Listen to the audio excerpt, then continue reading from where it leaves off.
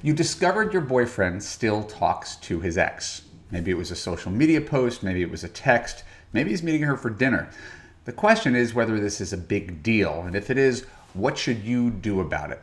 My answer will surprise you and likely piss you off. Stick around. I'm Marc, Katz, dating coach for smart, strong, successful women, your personal trainer for love. Welcome to the Love You podcast. Keep listening to discover whether it's okay for him to be friends with his ex. When we're done, I'll let you know how you could apply to Love You to create a relationship that makes you feel safe, heard, and understood. So today's podcast begins with a reader question. The reader question is short and to the point. I like that. Should I date him if he's still texting his long-lost ex? So this is a perfect example of a story that needs a lot more context than the one line gave it. So while I might not want to read you long questions give you a lot more information. It's what I used to handle a lot on my blog. So we got a one-line question, and so we're going to have to work extra hard to look at this one-line question. Should I date him if he's still talking to his long-lost ex? We got to look at this from all sides. So first we're going to begin with her side. Her boyfriend is talking to another woman besides her. Isn't that inherently wrong? Isn't that disrespectful? Isn't that a sign of low character and a sure prediction that he's going to cheat? Let's slow down. Let's take it point by point. Here are the 5 questions that we need to ask in order to figure out whether this is actually a problem or just the perception of a problem. First question, who broke up with whom? Right. Matters a lot in this equation. If he dumped her, you probably don't have to worry. Men generally don't want to get back together with the person that they dumped, so not nearly as much of a threat. If she dumped him, on the other hand, he may still be holding a torch for her and might be excited and want to get her back. So it's in the realm of possibility. Right? It's far less in the realm of possibility if he broke up with her. Question number 2. How long have they been broken up? The longer it is, probably the healthier that it is, because you're way past the epicenter of the earthquake. What you don't want is the guy who just got dumped by his girlfriend. He's on the rebound. He's still pining for her. She still considers her best friend. He's still hoping for a reconciliation, and you're just the rebound girl. That is a situation to avoid. So if they've been broken up for years and they have an existing friendship that seems healthy, also another thing to not be threatened by. Number 3, what's the definition of their relationship? Right. Matters too. Were they fuck buddies for a long time? Were they married, share 2 kids, both have custody, and need to see each other frequently in order to be good co-parents? That matters too. Right? So again, understand this question has a lot of nuance, and it doesn't mean that it's impossible for it to be threatening, but generally if a guy has an ex-wife, the ex-wife needs to be in his life. Right? Or it's possible that they were just best friends, but they weren't a real good couple. You don't expect someone to cut off their best friend just because they're incompatible with their best friend. So I think it's important to look at it from that side too.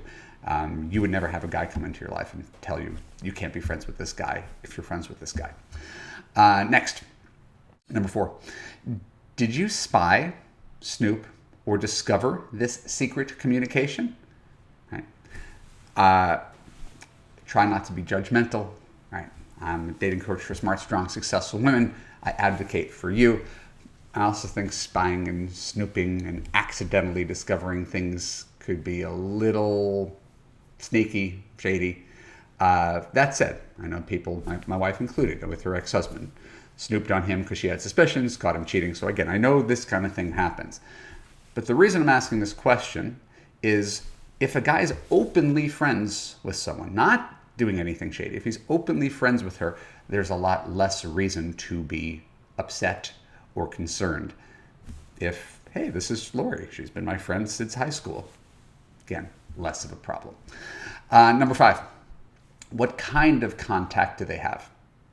And this is also subjective. Not the kind of contact is subjective, but your interpretation of it is subjective. Liking a photo of someone on Instagram, to me, is not tantamount to cheating. The act of texting in and of itself is not an act of cheating. Getting together for dinner is not an act of cheating. You know what's cheating? Cheating. Expressing physical intent to do something illicit or have actual physical contact is cheating. All these other things, actually just being in touch with someone of the opposite sex, is not cheating. And you know the difference. There are people who are friends, there are people who are more than friends. So we really need to distill to that. We don't want to assume that every contact with an attractive woman, right, is inherently cheating. Now, if you have a history with men who are low character, men that you chose who are low character who cheat, this nuance that I'm trying to provide may sound infuriating. You might believe, sincerely, that your man can't even look at another woman without betraying your trust. And if that is you, I feel for you. Right? I feel bad for you. But I feel worse for the guy who has to date a woman who can't trust. You can't have a relationship with a man where he feels like he's in prison and any misstep is going to get him stuck in solitary confinement, or worse, going to get him the death penalty. I had that relationship once upon a time. I had a girlfriend who yelled at me when I would make a woman bartender smile when I gave her a tip. I would get yelled at after that. Checkout person at the grocery store, if I made her smile, I get yelled at as if I was talking to any woman. She perceived it as a threat, even when it was so inherently not a threat. So that's why I can make a really big distinction. There are terrible guys out there who are threats. That does not apply to every situation. Similarly, I was friends with a lot of people that I dated. I dated for 10 years prolifically. The first year I was dating my wife, not talking 15 years ago, I had dinner with 2 women I had a crush on. I went out to a comedy club with someone that I hooked up with a few years ago who turned out to be a better friend, is still my friend actually. My wife and I, and she and her husband are still friends. I remember going to a dinner party and board game night at an ex's house, an ex who dumped me, who I was crazy about at the time, 3 years ago. I literally met my wife at a potluck dinner where my ex was present and I dated the person who was throwing the party.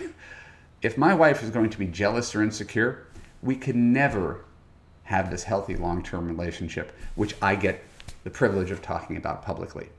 The reason she's not jealous or insecure is because I'm honest and she trusts me. If you've got an honest, trustworthy guy, there's no reason to be jealous and insecure. So in Love U, we have 2 sayings to address this dilemma. Number 1, the next guy has nothing to do with the last guy. You may be attracted to low character men, but that does not mean all men are low character.